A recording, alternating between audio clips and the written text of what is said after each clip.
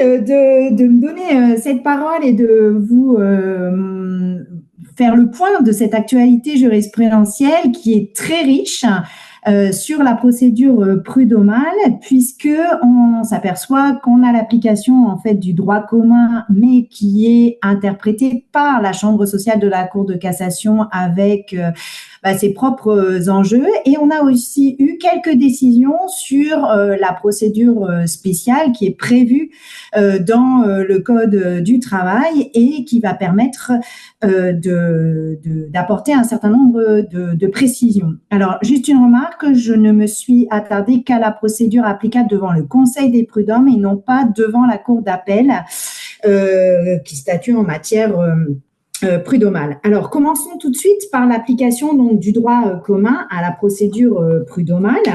Deux points vont être importants. Tout d'abord, la recevabilité des demandes nouvelles. Il y a eu beaucoup de jurisprudence récente sur ce thème-là. Et ensuite, sur la prescription et sur le régime de la prescription. Donc, commençons tout d'abord donc par la recevabilité des demandes nouvelles devant le Conseil des prud'hommes.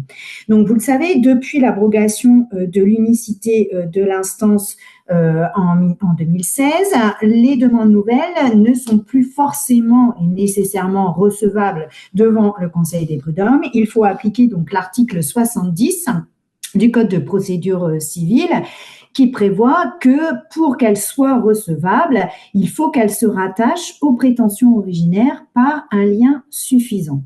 Alors, cette notion de lien suffisant n'est pas définie par l'article 70. Elle est appréciée en principe souverainement par les juges du fond. C'est ce que dit un arrêt de la deuxième chambre civile, par exemple, de la Cour de cassation. Et les autres chambres de la Cour de cassation considèrent que pas de lien suffisant dès lors que on peut considérer que c'est un litige totalement différent, nouveau du premier litige qui a été soumis à la juridiction. Alors, l'idée de ce lien suffisant entre la demande initiale et la demande nouvelle signifie qu'on ne recherche plus, comme sous l'empire de l'unicité de l'instance, à juger de l'intégralité du litige qui oppose les parties, mais uniquement sa quintessence. Alors, la Cour de cassation a rendu de nombreux arrêts très récents qui permettent de contrôler ce lien suffisant. Alors, la difficulté, c'est qu'elle nous dit parfois il y a lien suffisant, parfois il n'y a pas lien suffisant, sans forcément nous donner les raisons et les critères qui déterminent ce lien suffisant. Donc, on a une certaine casuistique et on a une jurisprudence qui est assez difficile à cerner. Alors, l'idée, on a quelques certitudes. On a eu un arrêt de la Chambre sociale du 10 juillet 2024 qui nous dit que ça vaut aussi pour les demandes reconventionnelles, que ce lien suffisant doit être caractérisé. Pardonne-moi, Laurence, ton Oui. PowerPoint ne défile pas. Ah, Pardonne-moi, excuse-moi de t'embêter, pardonne-moi, mais comme ouais, on est non, fixé mais sur la t'as première raison. page, là, elle ne bouge pas. Ah, c'est bon, ça Alors, bouge. Merci, pardon. ça bouge là? Là, c'est bon, on a changé de page. C'est bon. Pardon, excuse-moi. Oh, non, mais t'as bien fait, merci. Donc, quelques certitudes. Donc, les demandes reconventionnelles, donc, on applique, en fait, on doit rechercher ce lien suffisant pour que les demandes reconventionnelles puissent être recevables. Et également, autre certitude, c'est qu'il ne suffit pas, et c'était un peu mon idée au départ quand on avait eu l'abrogation de l'unicité de l'instance, il ne suffit pas de les rattacher au même contrat de travail, ça ne sera pas considéré comme un lien suffisant. Alors, on n'a pas eu d'arrêt de la Cour de cassation qui va trancher dans ce sens, mais les autres arrêts que je vais vous exposer, en fait, semblent aller effectivement dans ce sens. Alors, en revanche, on a de nombreuses incertitudes. On pourrait se poser tout d'abord la première question de savoir si une demande originaire qui porte sur l'exécution du contrat, est-ce qu'on peut considérer qu'une demande nouvelle qui porte sur la rupture n'est pas liée par un lien suffisant avec la demande initiale. Alors, les juges du fond semblaient aller dans ce sens. Je vous ai mis quelques arrêts, notamment un arrêt de la Cour d'appel d'Amiens de 2023 qui a considéré qu'une demande initiale qui portait sur la rupture, puis une demande d'annulation d'un avertissement qui porte sur l'exécution du contrat ne peut pas un lien suffisant et donc irrecevables.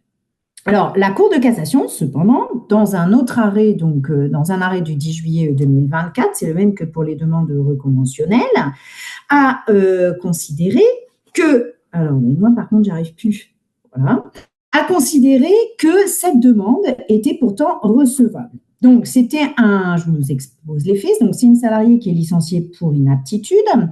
En avril 2018, elle saisit le Conseil des prud'hommes pour contester son licenciement et en demander la nullité parce qu'elle invoquait un harcèlement moral qui découlait, entre autres, du non-respect de la classification conventionnelle. Elle ajoute devant le Conseil des prud'hommes une demande additionnelle, un rappel de salaire, mais aussi en congé payé, dommages-intérêts, toujours avec le même fondement, le non-respect de ces dispositions conventionnelles relatives au salaire minimum et à la classification conventionnelle. Pour le Conseil des prud'hommes, elles sont recevables. Il y a un lien suffisant en raison justement du fondement identique. Pour la Cour d'appel, ce n'est pas le cas. Infirmation. Elle considère qu'en première instance, c'était une demande qui portait la première demande portait sur la rupture. On ne peut pas ajouter des demandes qui portent sur l'exécution du contrat. Le simple fait que ça ne porte pas sur le même aspect fait que le lien, en fait, n'est pas suffisant. La Cour de cassation casse pour violation de l'article 70 et elle considère qu'il y a un lien suffisant parce qu'elles ont le même fondement et ça permet, en fait, d'en tirer d'autres conséquences. Donc, il n'y a pas de certitude. C'est pas parce que la demande initiale porte sur la rupture qu'on ne peut pas ensuite ajouter des demandes portant sur l'exécution et inversement. Encore faut-il caractériser le lien entre ces demandes et notamment, donc un des liens, mais est-ce que ça sera le seul? Je n'ai pas la réponse. C'est le même fondement et des conséquences différentes.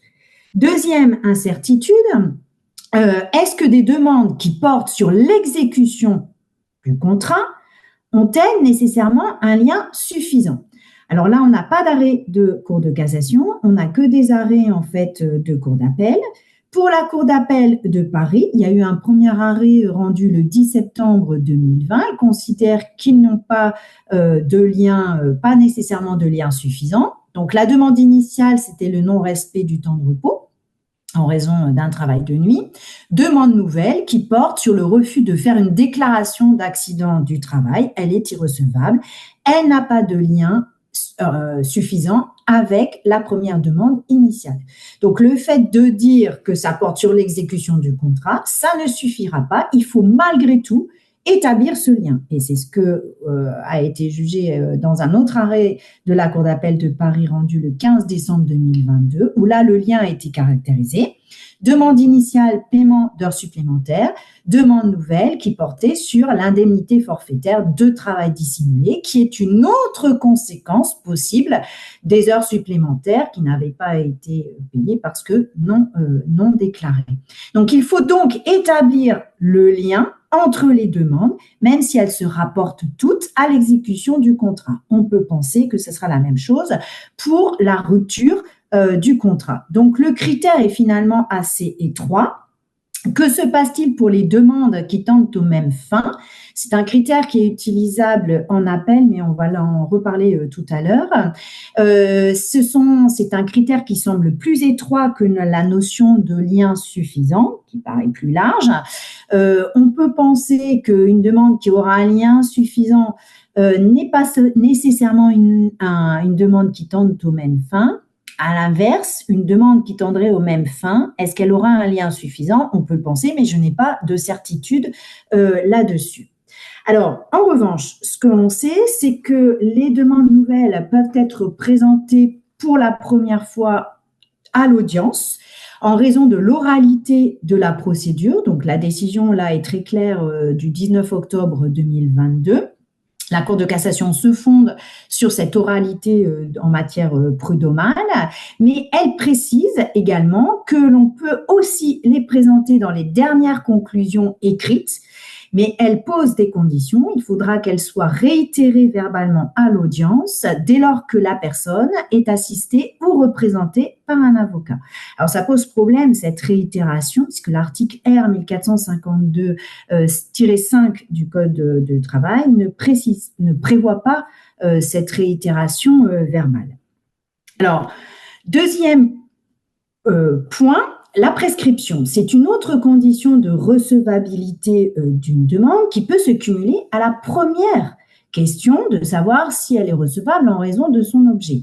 Une demande peut être recevable en raison de son objet, mais elle peut être irrecevable en raison de sa prescription. Alors, les délais relèvent du droit du travail en principe, mais le régime de la prescription, lui, relève du droit commun. Alors, juste quelques précisions sur les délais. Puisque vous le savez, les délais, en fait, le Code du travail prévoit des délais très différents et on a donc un problème de champ d'application, en fait, de ces textes qui ont été précisés par la Cour de cassation, notamment en matière de créance, lorsqu'on demande, en fait, le paiement d'une somme d'argent. La Cour de cassation, en 2021, nous avait dit que la durée de la prescription est déterminée par la nature de la créance objet de la demande. Donc, si elle est salariale, c'est-à-dire la contrepartie du travail, c'est un délai donc de 3 ans. Si en revanche, c'est une demande de dommages et intérêts et qui relève donc de l'exécution du contrat, c'est un délai de 2 ans. On regarde donc l'objet de la demande, mais pas nécessairement donc le fondement. On a eu donc quelques décisions qui sont venus porter justement des éclaircissements sur ces délais respectifs. Donc, tout d'abord, première décision importante, l'arrêt de la Chambre sociale du 4 septembre 2024 en matière de harcèlement, puisque la Cour de cassation a appliqué le délai de droit commun, le délai de 5 ans qui est prévu par l'article 2224 du Code civil. Il n'y a pas de texte dans le Code du travail sur cette action, à la différence de la discrimination.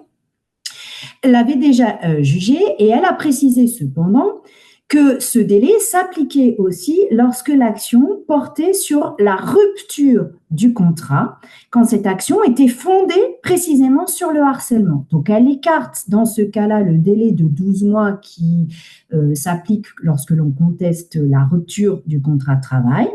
Dès lors que cette rupture découle en fait des faits de harcèlement et qu'on demande la nullité du licenciement ou d'un mode de rupture différent, mais qui serait justifié par ce harcèlement, on peut bénéficier du délai beaucoup plus long de 5 ans.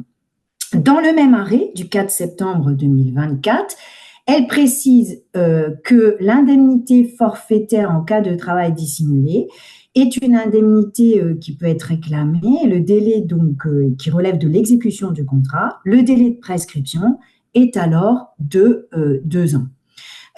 Et vous avez eu un autre arrêt du 4 septembre 2024 sur la demande en paiement d'un repos compensateur qui n'avait pas été pris parce que l'employeur n'avait pas informé le salarié de cette possibilité. Là aussi, c'est 2 ans. Dernier arrêt, très récent, du 4 décembre 2024, c'était une action donc, qui portait sur un dirigeant qui avait le statut de cadre dirigeant et il demande en fait une requalification de son statut en statut de cadre et donc de cadre non dirigeant. Donc, question, quel était le délai de prescription et la conséquence, évidemment, qui en découlait de cette requalification de statut, c'était le paiement de salaire, de rattrapage de salaire, notamment en termes de paiement aussi des heures supplémentaires et de tout son statut, en fait, qui en découlait. La Cour de cassation considère que dans ce cas-là, le délai est de 3 ans, puisque c'est une créance de salaire qui est revendiquée, mais le fondement, c'est l'action en requalification. Donc, ce n'est pas un problème d'exécution du contrat, comme avait pu le juger la Cour d'appel, mais c'est un délai qui relève de la prescription triennale. Alors, autre arrêt également intéressant, du 24 avril 2024, lorsque on a une action en fait qui porte sur la rupture du contrat. Donc là, c'était un licenciement pour inaptitude. Là, le salarié donc agit dans le délai de 12 mois pour contester son licenciement à compter de la notification du licenciement. Et à cette occasion, le salarié invoque des manquements de l'employeur à son obligation de prévention des risques professionnels. Et la Cour de cassation nous dit que dès lors que l'action qui a été engagée dans les 12 mois pour contester la cause réelle et sérieuse est bien engagée dans ce délai de 12 mois, alors il est possible d'invoquer tous les manquements de l'employeur à son obligation de prévention, quelle que soit leur date. Il n'y a donc pas de délai de prescription dans ce domaine et ces faits, on peut considérer qu'ils deviennent alors imprescriptibles. On avait eu la même solution dans un arrêt du 27 septembre 2023 en matière de demande de résiliation. Alors, autre précision très importante, c'est que la Cour de cassation fait une application distributive des délais de prescription, même si a priori les demandes sont indivisibles et qu'elles sont liées. Alors, vous avez eu plusieurs décisions dans ce sens qui s'appliquent notamment lorsque les demandes, tout d'abord, sont de nature totalement différente. Donc, première espèce, un arrêt du 24 avril 2024. La salariée saisit le Conseil des prud'hommes en février 2019 pour obtenir la requalification de son CDD en CDI, mais également des dommages et intérêts pour licenciement nul ou sans cause réelle et sérieuse, et un rappel de préavis et de congé payé. La Cour de cassation considère qu'il faut alors regarder demande par demande. Donc, la requalification, c'est 2 ans. Les dommages et intérêts ou de défaut de cause réelle et sérieuse, c'est 12 mois à compter de la rupture. Et le rappel de préavis de congé payé, c'est 3 ans. Même solution dans l'arrêt du 4 septembre 2024 sur le harcèlement, c'est 5 ans pour le harcèlement et 2 ans pour l'indemnité forfaitaire pour travail dissimulé. Alors, cette application distributive s'applique aussi lorsque ce sont que des demandes financières selon la nature de la créance. Arrêt du 4 septembre 2024, c'était un salarié qui avait demandé le transfert de 4 jours de RTT sur un PERCO, que l'employeur donc avait refusé. Donc, il conteste cette décision de l'employeur. La Cour nous dit c'est 3 ans pour les créances de nature salariale. C'est le cas de la demande de transfert de jours de RTT vers un PERCO. C'est le cas aussi d'une demande de versement d'une indemnité compensatrice au titre de ces jours de RTT qui ont été perdus. Mais en revanche, c'est 2 ans pour les créances résultant de l'exécution du contrat, et notamment les dommages et intérêts pour exécution déloyale du contrat de travail. C'est également une application distributive des délais de prescription lorsque les demandes sont issues d'un même fait, mais qui vont produire des conséquences différentes. Donc là, c'est un arrêt du 2 octobre 2024 où la clause de non-concurrence était contestée, mais les conséquences qui étaient invoquées étaient de nature différente. On va donc appliquer pour chacune de ces conséquences des délais de prescription différents. Donc là, c'était 2 ans pour l'exécution du contrat, donc ça concerne l'action en nullité de la clause de non-concurrence et l'action également en dommages et intérêts pour non-application de la clause de non-concurrence. Par contre, c'est 3 ans pour les créances salariales, c'est-à-dire l'action en paiement de la contrepartie financière de l'obligation de non-concurrence, puisque cette contrepartie financière a la nature d'un salaire. Alors, passons maintenant aux arrêts portant sur le régime de la prescription. Donc, vous le savez, c'est une fin de non-recevoir, mais les causes de suspension et d'interruption sont prévues par le Code civil aux articles 2230 et suivants. Alors, on a eu donc quelques causes de suspension, donc notamment les mesures d'instruction, les modes alternatifs de règlement des litiges, et on a eu 2 arrêts sur l'impossibilité d'agir en justice qui est prévue par l'article 2234. Premier arrêt qui a été rendu sur la maladie du salarié, arrêt du 25 janvier 2023 qui a admis que l'état de santé de la salariée, elle souffrait de troubles anxio-dépressifs pendant 3 ans, avait été une cause de suspension du délai de 12 mois pour contester son licenciement, en considérant que son état de santé était tel qu'elle ne pouvait pas agir, qu'elle ne pouvait pas s'occuper en fait de ses affaires, qu'elle ne pouvait même pas se rendre compte en fait éventuellement des difficultés juridiques liées à son licenciement. Et donc pendant 3 ans en fait, son délai de 12 mois était suspendu. En revanche, pour l'incarcération du salarié, donc là, c'est un arrêt du 14 novembre 2024. Donc, c'est un salarié qui est licencié en avril 2013, mais il ne signe pas son reçu pour solde de tout compte dans le délai de 6 mois puisqu'il est incarcéré. Et il invoque cette incarcération pour dire j'étais dans l'impossibilité de signer mon reçu pour solde de tout compte et ça a des conséquences, ça suspend mon délai de prescription pour contester mon licenciement. La Cour d'appel suit ce raisonnement. La Cour de cassation, en revanche, casse l'arrêt de Cour d'appel et elle distingue bien en fait la signature de reçu pour solde de tout compte du délai en fait pour contester son licenciement. Elle considère que le reçu de solde de tout compte qui n'était pas signé par le salarié n'a aucun effet sur le délai de prescription, donc pour contester son licenciement. Et que ce délai ne peut être suspendu que si on est dans l'impossibilité d'agir, donc c'est 2234 du code civil, et elle considère, donc à l'époque le délai était de 2 ans pour contester la rupture, elle considère que l'incarcération n'empêche pas d'agir en justice. Ce n'est donc ni une cause de suspension, ni même d'ailleurs une cause d'interruption. Alors justement, pour les causes d'interruption, la liste est considérée comme limitative et parmi donc ces causes d'interruption, vous avez la demande en justice. Donc, elle est prévue par l'article 2241 du Code civil et qui est repris par l'article R 1452-1 du Code du travail, avec une différence de rédaction puisque le Code du travail ne prévoit pas cette cause d'interruption, cet effet interruptif pour les délais de forclusion, à la différence du Code civil. Alors, le Code civil avait été rédigé de la même manière avant 2008 et la Cour de cassation avait de toute façon fait une interprétation très large et avait dit que ça s'appliquait aussi aux délais de forclusion.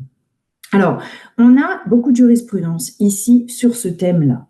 La Cour de cassation la Chambre sociale avait étendu cet effet interruptif de la saisine du Conseil des prud'hommes dans des arrêts assez anciens, je vous ai remis l'historique ici, à toute nouvelle demande qui portait sur l'exécution du même contrat de travail, à condition que ces nouvelles demandes soient présentées au cours de la même instance. Ces arrêts anciens concernés étaient rendus sous l'empire de l'unicité d'instance. Et ça a été confirmé par un arrêt assez récent du 9 novembre 2022, mais dans lequel les faits, en fait, et les instances étaient encore soumises à l'unicité d'instance. Donc, ça concernait également les demandes reconventionnelles du salarié, voire de l'employeur, même si un arrêt du 15 septembre 2021 a pu susciter un certain doute. Alors, cet effet interruptif de la saisine était donc assez large puisque ça portait sur toutes les demandes qui portaient sur l'exécution du contrat de travail. Alors, désormais, la Cour de cassation ne reprend plus en fait cet attendu de principe et elle reprend un autre attendu de principe qui était adopté par la Cour de cassation dans les autres chambres sur le fondement du droit commun. Et je vous l'ai mis, il résulte de l'article 2241 du Code civil que si en principe l'interruption de la prescription ne peut s'étendre d'une action à une autre, il en va autrement lorsque deux actions, bien qu'ayant une cause distincte, tendent à un seul et même but, de sorte que la seconde est virtuellement comprise dans la première.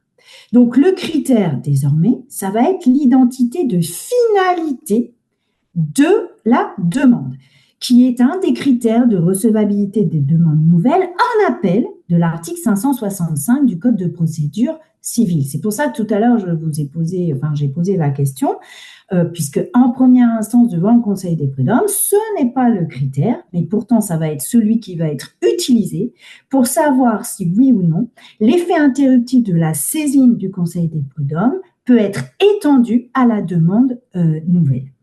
Alors, la Cour de cassation a fait sienne cette interprétation dans des arrêts du 10 juillet 2024. Donc, dans plusieurs séries, donc il y en a deux qui concernaient des faits un peu similaires où des salariés saisissent le Conseil des prud'hommes pour demander la résiliation de leur contrat de travail.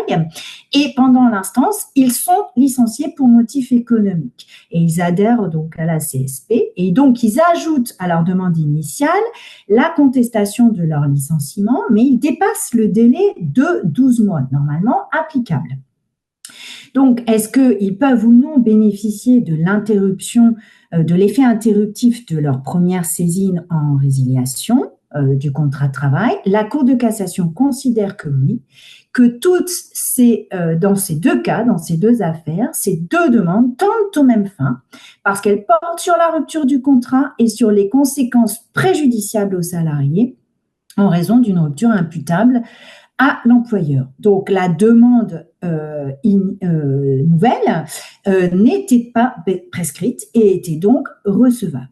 Dans l'autre arrêt du 10 juillet 2024, on est dans des faits un peu différents, puisque là, on avait une demande au départ de nullité d'une convention, il conteste tout d'abord la rupture de son contrat de travail.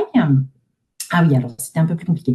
Il demande la nullité de la convention de forfait jour, il y a rejet de la demande, il y a eu un pourvoi en cassation, un premier pourvoi en cassation qui a cassé l'arrêt et un renvoi.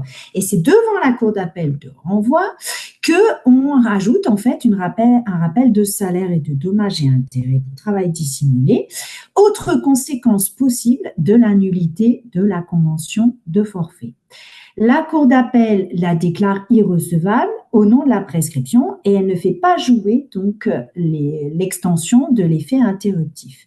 Cassation, dans cet arrêt du 10 juillet 2024, elle considère que c'est la même finalité qui tend à la nullité de la convention de forfait jour et qui est la sanction, c'est-à-dire produit, l'attendu, du manquement de l'employeur à ses obligations en matière de droit au repos et paiement des heures de travail effectuées, de sorte qu'elles sont virtuellement comprises dans la demande initiale. Donc, il faudra établir en fait ce lien, cette finalité, donc là c'est plus précis en fait que le lien, c'est la finalité, de sorte que elles sont comprises virtuellement dans la première demande. Alors en général, en fait, on le voit, c'est dans ce cas-là ici, c'est des conséquences différentes que l'on aurait oubliées lors de la première instance et la première demande. Donc des interrogations concernant cette application. Puisque en fait, il va falloir définir ce que c'est que des demandes qui tendent aux mêmes fins. Et donc là, on va avoir des difficultés. Deuxième question, est-ce que cet effet interruptif de la saisine bénéficie ou pas aux demandes reconventionnelles? En droit commun, cet effet interruptif ne bénéficie pas aux demandes reconventionnelles. Donc la Cour de cassation, chambre sociale, est-ce qu'elle va s'aligner? Elle devrait. Et c'est pareil, si la demande est déclarée irrecevable pour une autre raison, l'interruption par la saisine du juge devient non avenue. Donc, est-ce que la chambre sociale va adopter la même solution? Je pense que oui, elle va s'aligner sur le droit commun. Alors, voyons maintenant plus rapidement l'application du droit spécial de la procédure prud'homale. Il y a eu plusieurs arrêts sur la compétence du Conseil des prud'hommes qui est fixée par le Code du travail et qui a un caractère d'ordre public et exclusif. Ça concerne la compétence matérielle sous la réserve que ça ne porte pas atteinte à la compétence exclusive d'une autre juridiction. Alors, il y a deux séries d'arrêts sur la compétence des juridictions administratives. Alors, on connaît cette compétence, par exemple, pour la contestation des représentants du personnel et de leur licenciement, ou en matière de licenciement économique quand il y a un PSE. Alors, je vous ai mis un arrêt du 12 juin 2024 dans un cas un peu particulier, c'est une confirmation. Vous avez eu un transfert d'entreprise par un repreneur public. Donc là, c'était des salariés qui avaient été repris par une commune. Et vous savez que le Code du travail prévoit désormais que le repreneur public il doit proposer aux salariés repris un contrat de droit public qui doit reprendre les clauses substantielles du contrat de droit privé. Alors, Et là, en l'espèce, justement, on contestait le contrat qui avait été proposé, puisqu'ils étaient embauchés au départ avec un CDI et la commune leur propose un CDD. Et la Cour de cassation nous dit que le litige, justement, qui va contester, qui porte sur la validité de ce contrat de droit public, relève des juridictions administratives et non pas des juridictions de droit privé, et donc du Conseil des prud'hommes. Alors, l'arrêt concerne des textes applicables à la Nouvelle-Calédonie, mais en fait, ce sont les mêmes dispositions qu'en droit interne, que sur la métropole. Donc, il n'y a pas de raison, en fait, qu'on ait une solution différente. Deuxième arrêt qui a été rendu sur la compétence du tribunal judiciaire en matière de droit des brevets. Arrêt du 23 octobre 2024. Le tribunal judiciaire de Paris a une compétence exclusive pour tous les litiges en matière de brevets. Cette compétence a été étendue par une loi de 2014 pour les contentieux qui opposent un salarié à son employeur, relatif à l'application de l'article 611-7 du CPI, qui prévoit que les inventions qui ont été réalisées par le salarié dans le cadre de leur mission appartiennent à l'employeur, mais qui doit leur verser une contrepartie, une rémunération qui est fixée par un accord collectif. Et la Cour de cassation nous dit que lorsqu'il y a un problème sur la contrepartie, est-ce qu'elle est due, pas due, est-ce que justement c'est une invention qui appartient à l'employeur ou pas, donc qui relève de l'article L611-7, c'est le tribunal judiciaire de Paris qui est compétent, même si cela a pour conséquence que ce tribunal judiciaire applique un accord collectif. Alors, pour la compétence territoriale, là aussi, caractère d'ordre public et exclusif, je me dépêche, je passe.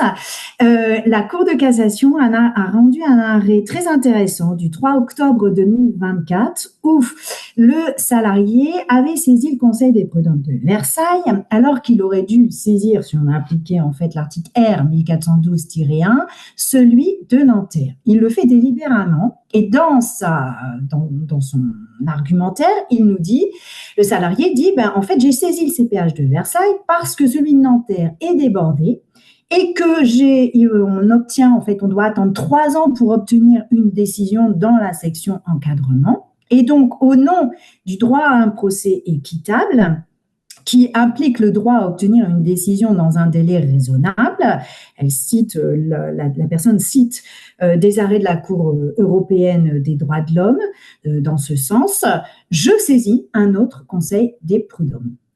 Et la Cour de cassation casse cette argumentation. Elle rejette en fait cette hypothèse. Elle considère que le caractère d'ordre public et exclusif de la compétence territoriale doit s'appliquer et qu'on ne peut pas l'écarter au motif que ce tribunal, en fait, est surchargé. Cela évite le forum shopping et en fait, c'est une nouvelle conséquence de ce caractère exclusif et d'ordre public de la compétence territoriale. Alors, autre règle de procédure spécifique au CPH, pour finir, le préalable de conciliation devant le BCO et l'intervention des syndicats au titre de leur action syndicale. Il y a eu plusieurs arrêts intéressants sur ce point. Alors, sur le BCO, tout d'abord, un arrêt du 24 avril 2024.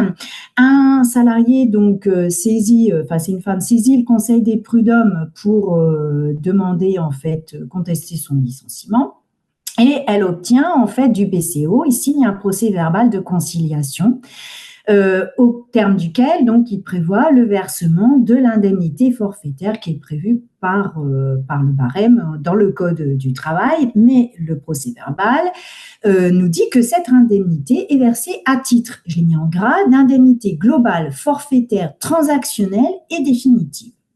Puis, elle ressaisit quelques mois après le Conseil des prud'hommes pour demander le paiement de la contrepartie de la clause de non-concurrence qui, à l'époque, n'était pas encore applicable, il n'était pas encore dû devant le BCO. La demande, donc, est rejetée. Décision confirmée en appel, pourvoi de la salariée en disant mais je ne pouvais pas en fait renoncer à cette contrepartie financière puisque en fait elle n'était pas encore née et elle reproche au plus son BCO de ne pas avoir vérifié en fait si elle avait connaissance de ce droit. La Cour de cassation rejette le pourvoi et elle met l'accent justement sur les termes très généraux de l'accord de conciliation devant le BCO. Elle a par cet accord renoncé aussi à ce contentieux qui peut aller au-delà finalement des demandes de la requête introductive. Et évidemment, elle a renoncé à ce contentieux et ce procès-verbal à autorité de la chose jugée et donc rend irrecevable cette demande nouvelle. Donc la décision a été rendue pour le BCO, mais elle a vocation aussi à s'appliquer si la conciliation a lieu devant le bureau de jugement puisque les termes sont identiques. Alors, concernant l'action syndicale, donc je vous rappelle que les syndicats peuvent défendre l'intérêt collectif et demander la réparation du préjudice. Donc, ça a été rappelé dans un arrêt du 29 mai 2024 pour obtenir la réparation du préjudice collectif en raison d'une discrimination syndicale. Mais des arrêts plus récents ont montré que ça ne doit pas empiéter sur la liberté individuelle et sur le droit d'agir de chacun des salariés.